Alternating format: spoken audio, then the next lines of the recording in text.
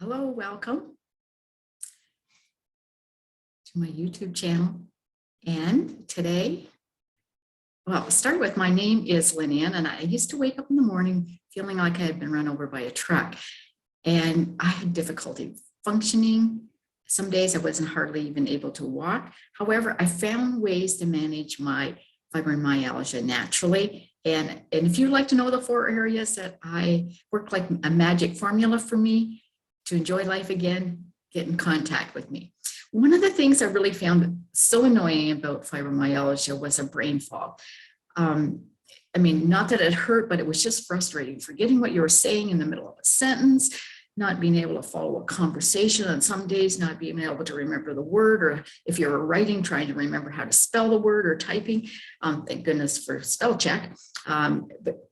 And putting things in the wrong place, like putting your dirty dish. I was putting my dirty dishes sometimes in the fridge instead of in the dishwasher, or finding the car keys in the pantry, or anyhow, there are things that you can do to help. Brain fog in itself really isn't a medical condition, but it's a type of cognitive dysfunction involving the memory, lack of clarity, mental clarity, poor concentration, your inability to focus. And one of the things I hated the most was it not being able to think properly, to not have the clarity that I would like. Some people describe it sometimes as mental fatigue, and it kind of depends on the severity of the brain fog. It can interfere with work, school, just normal day-to-day life. And I would say for fibromyalgia people, that is often the case, is that just the day-to-day things are difficult to do. So I'm going to give you some things that are more kind of a preventive to help it get from getting worse and can improve, as well as some tips, practical tips that you can use, and some of the tools that I have used that have helped me. It doesn't have to be a permanent fixture in your life. And you probably already know some days are worse than other days. And as we go through some of the things that will help, you'll probably notice that maybe different days you do different things, and that's why it is making a difference. The brain is responsible for our the release of hormones in our body, memories, thinking, to name a few of the things that it is responsible for. So it's really important to keep it healthy. So what kind of things can we do? Now, one of the number one things they talk about that helps the brain is diet. Keeping to basically a Mediterranean type diet, which is focused on plant-based foods such as the whole grains, fish, healthy fatty acids such as olive oil, and not a lot less red meat and salt as our typical diet tends to be. Now, berries is wonderful. There are specific berries that are really good. So that raspberries, blueberries, strawberries, and cherries are some of the best brain food. And why is it good? Well, it helps to reduce our memory decline. And it has antioxidants, lots of antioxidants in it that helps with that. Walnuts are another good one. And did you ever notice if you take a half of a walnut, it looks like a brain? And they say food that looks similar to the organ is what's one of the best things for it. So walnuts is a great thing to have, to eat with to help with your brain. Eating fatty fishes like salmon. Fish is a good source of omega-3s, which is a type of fatty acid that your body doesn't produce, but really needs, especially the brain. And you should probably eat that at least twice a week, 5 ounces, such as, and other fish besides salmon is cod, haddock, tuna, or halibut. Now, if you don't like fish, and some people don't, flax seeds, walnuts, and soybeans are good as well. Of course, in the Mediterranean diet, there's lots of green leafy vegetables such as spinach, kale, broccoli. And those have really lots of good brain-loving nutrients. The protein and the vitamins in eggs is really good to help with to improve memory, actually. It helps to improve your memory. However, you want to be, if you're watching your cholesterol, you want to be a little bit careful on that. So you might want to mix whole eggs with white eggs for your omelets or scrambled eggs, and that will get you some more of that. And interesting, coffee has been shown to improve memory. Now, too much of it's probably not good because it is a very acidic beverage. So you want to keep your body more alkaline because that also helps. But having about 3 cups of black coffee a day or green teas. Now, if you're using the teas, make sure you steep it lots so you get lots of the antioxidants in it. Now, water. Water is probably one of the biggest things. Now, I'm going to drink some so that I remember to do that. But water is probably one of the biggest, lack of water, one of the biggest contributors to brain fog. It affects your memory, your focus, your fatigue, brain fatigue. It can cause headaches. It can cause sleep issues. It can actually causes anger and depression. So a whole lot of things happens in your body when you don't have enough hydration. Now, our whole body is really consisted of about 70% of water, and every function is dependent on water. So you want that water in there. And unfortunately, probably the average person drinks less than 32 ounces of water a day. And according to the Mayo Clinic, they say you need at least 80 ounces a day because you use that in sweating, breathing, and eliminating waste. So you need that. So if you're drinking less than 80 ounces a day, it's going to affect your brain. So part of with keeping our brain is the water helps with the electrical energy in the brain, which is related to our thought and our memory processes. And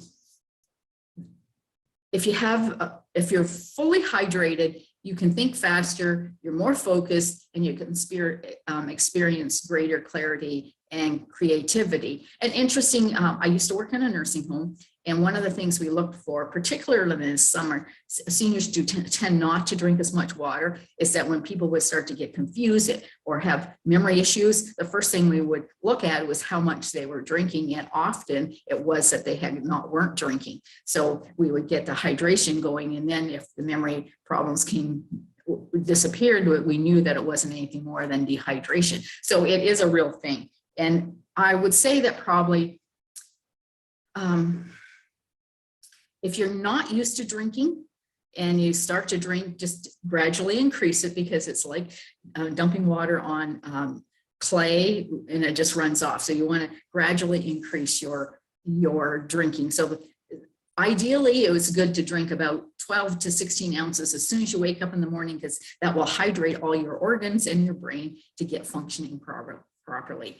And no, coffee, tea, milk, and juice are not considered water and don't help as well with hydration. So you need to drink some water all the time and keep it near you so that you drink a lot. One of the things I have noticed for myself, and you can see that, is when I'm craving food or looking for food, and usually it's because I'm actually really dehydrated, and my body's learned that often if I eat food, that's where they get some of the hydration from. So that's what it triggers you to do. But if once you get drinking adequate amounts of water, then your body you'll know that, okay, I need to drink water.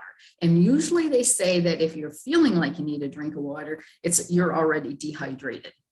So I would say drinking water is huge important. The other one is exercise. And we know that for fibromyalgia, exercise is really important. And the reason why it's good for the brain is because it increases circulation, and that gets the brain fluid flowing through your brain to help with the functions. And so what kind of exercise? Anything 30 to 60 minutes, walking, swimming, playing tennis, if you are more active doing that, but at least walking is good to keep get your heart rate going, get that circulation going in your brain. Another one is staying mentally alert. So things like, well, your brain's like a muscle, okay? So if you don't use it, you'll lose it, just like anything else. That's why you want to exercise as well.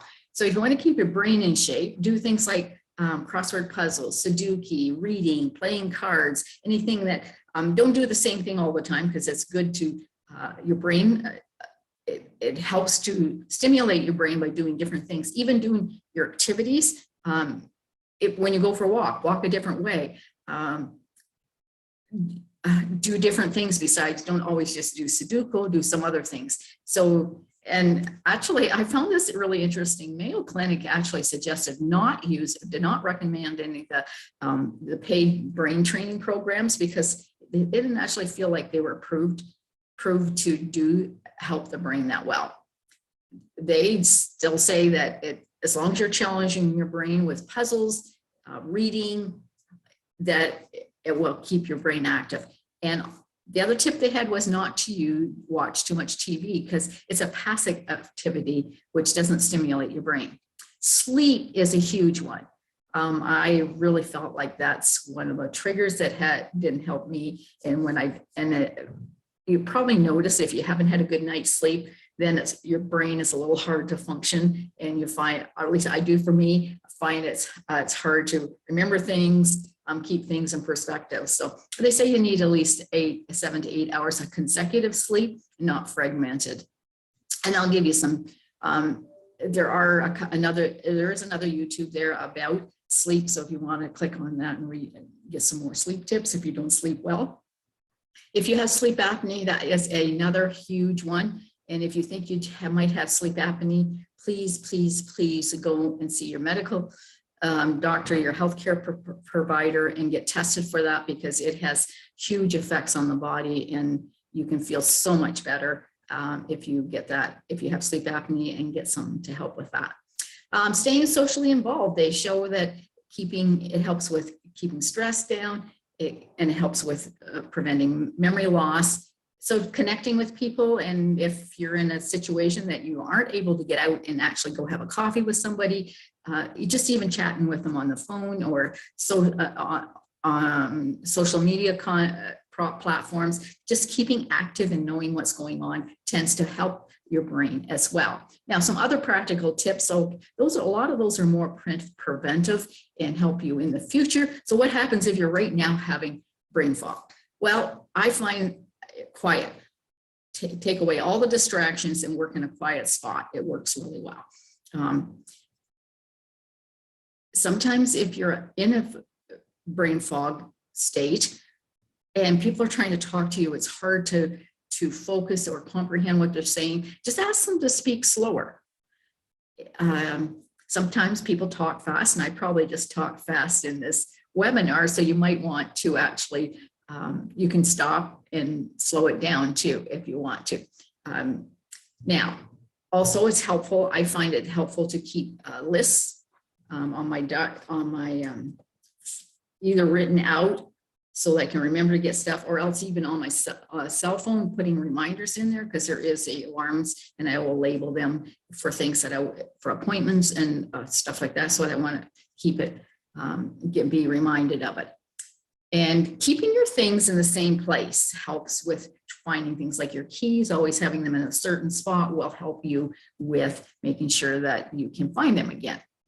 Now, those are all some practical things and some preventive things. Now, some are the other things that I've done? So what I have found is that it is known that our brain is, if we have a chronic illness, often we're in a state of chronic stress, which means our brain is functioning on the fight or flight mode, which means it's sending out all kinds of hormones that aren't really that helpful to us and putting us in a state of being on alert all the time.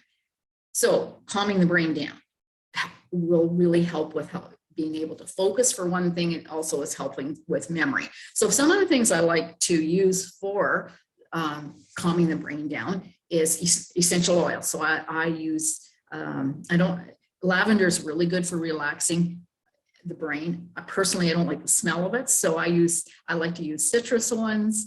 I also like to use a couple of oils that are helpful with alertness in the brain, like peppermint and rosemary are probably my favorite two for helping with my brain and keeping me alert. And I actually like to mix them in a spray bottle and then just spray them in my area, and that helps me to keep alert. So it's important also for your brain. There's lots of other things around your brain that are helpful. That you aren't inhaling things that are chemical. So you want to make sure you're getting your essential oils from a good company. And the company that I trust, I put the link in below here in the description so that you can get that if you want. And another area, so sometimes you're not able to use essential oils in an area, or it's just not convenient. So something else I like to use, I have a sleeve on. So, and in the inside of the sleeve, it has this technology, and it's called neurotechnology. And what it does is it actually triggers the brain to calm down and to be less stressful. It's called an e-sleeve, and the link for that, if you want more information about that, is also in the description. And I do find I really like the sleeve actually for focus as well. So if I'm really on a big project and really need to focus, I will use both the rosemary and peppermint in the spray bottle and spray and wear my sleeve. So those are just kind of some tips that have worked really well for me. And oh, by the way, the e-sleeve was originally developed not for people with fibromyalgia, but with brain fog. It was developed for people who are gamers so that they be on the top of their game and in great format and focus. So there you go. That's it, and it helps us too. So if you found this information helpful, remember to subscribe to my YouTube channel so you don't miss any episodes. Have an awesome day.